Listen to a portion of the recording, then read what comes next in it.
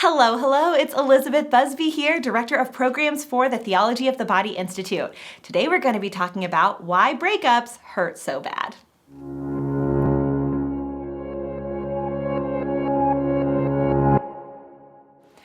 Probably you're sitting there and you're like, that's a dumb question. This is going to be a stupid video. Breakups suck because they're breakups and they suck, obviously. But there's actually a very good, very real theological answer to why they hurt so bad. And because I love theology and because I love you, I thought that I would spend some time talking to you about this. So really, the reason they hurt so badly is because God never intended for relationships to move backwards in intimacy, right? So relationships serve a very important purpose.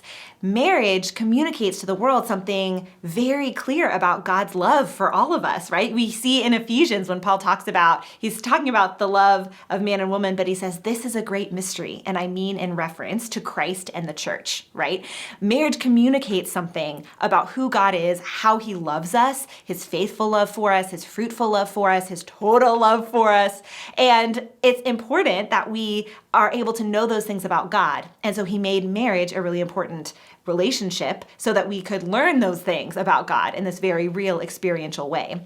But the problem with this fallen, broken world, one of the problems with this fallen, broken world is now relationships don't always have that end trajectory, right? Sin has entered in, human brokenness, human woundedness has entered in, and so you're almost just as likely to have a relationship where you're able to get to know each other well, dive deeper in intimacy, flourish in that, pursue marriage, family, all those things, as you are to have a relationship that doesn't do that, right? That ends in a breakup, ends in heartache, ends in kind of, not to be dramatic, but like relational devastation, kind of a scorched earth policy. Like you have relationships that end that way. And it feels unnatural.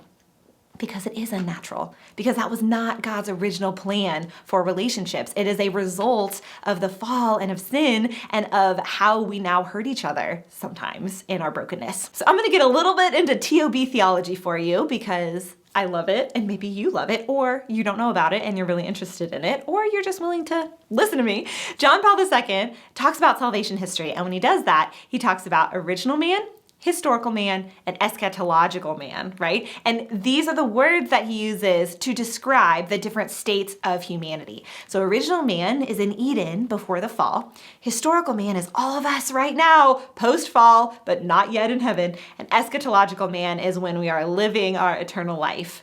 So when we look at those, we can see, John Paul fleshes this out way more than I'm going to do right now, but basically we know that there are different kind of states of man in salvation history, and we can use those to help us understand and really kind of prove that what I'm saying is true, that man experienced life differently in those states. So original man, there wasn't sin, there wasn't this brokenness, and man was living in union with God in a very intimate way, right? They were naked and they felt no shame. There was goodness. The goodness of the body was known and proclaimed and honored, and the relationship with God flourished, the relationship with each other flourished, the relationship with earth, with, all of creation flourished.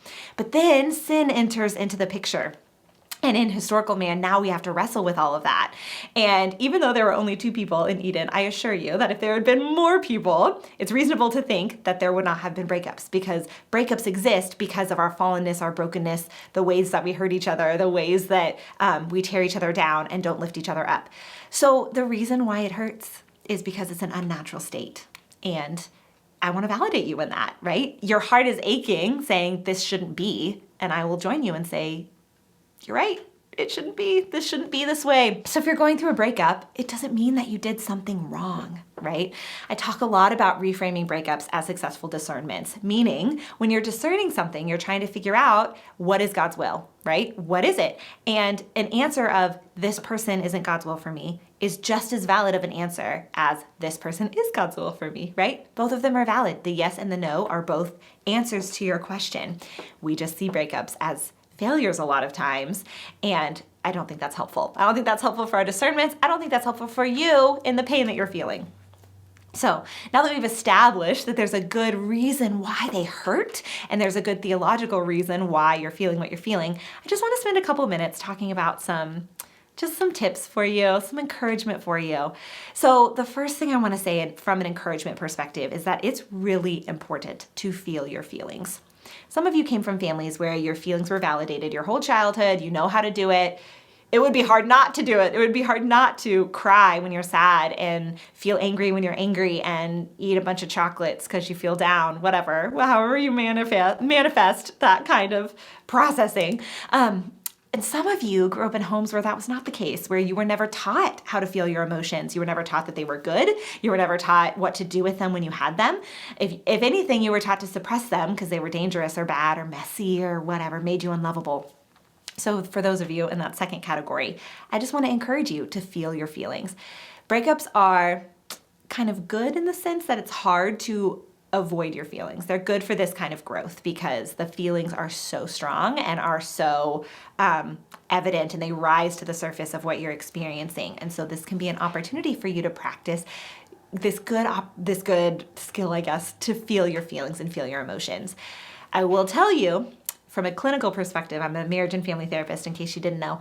From a clinical perspective, if you choose not to feel your feelings, they will pop up down the line in a very messy way. I don't know how they're gonna do it, but I will tell you that they definitely will do it. It's like if you have a hose with water going through it and you squeeze the hose, right? You know what happens is all the water builds up. And so eventually the hose will explode if you end up not letting it go, right? Or when you let go of it, all of that water shoots out really fast.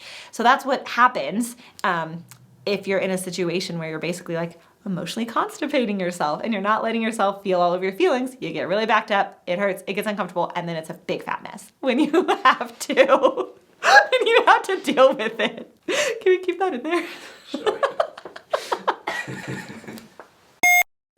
So feel your feelings. Let yourself feel the pain. Let yourself feel the injustice, the ache, the agony of it, right? It's really just this statement, this claiming the truth that God's design was that this wasn't supposed to happen and there's an injustice happening and you're giving voice to that. So feel your feelings. Do what you need to do to feel your feelings.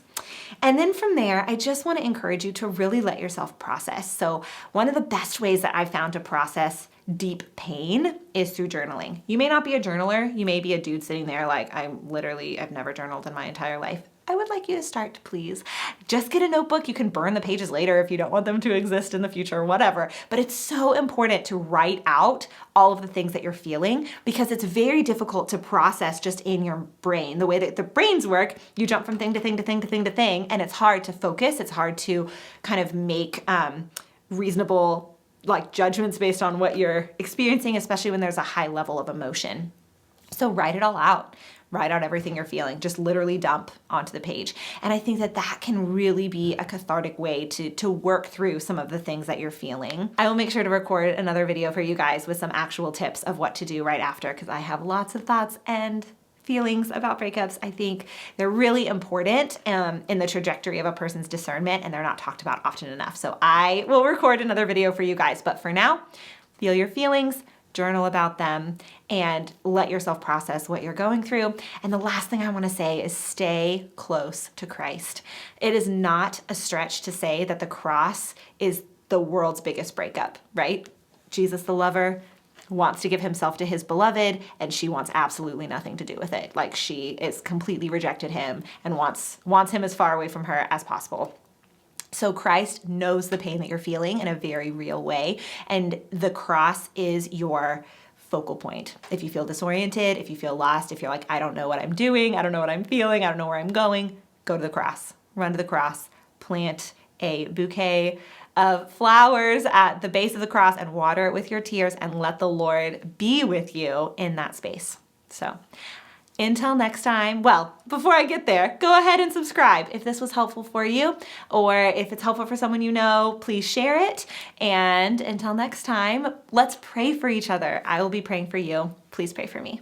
Bye.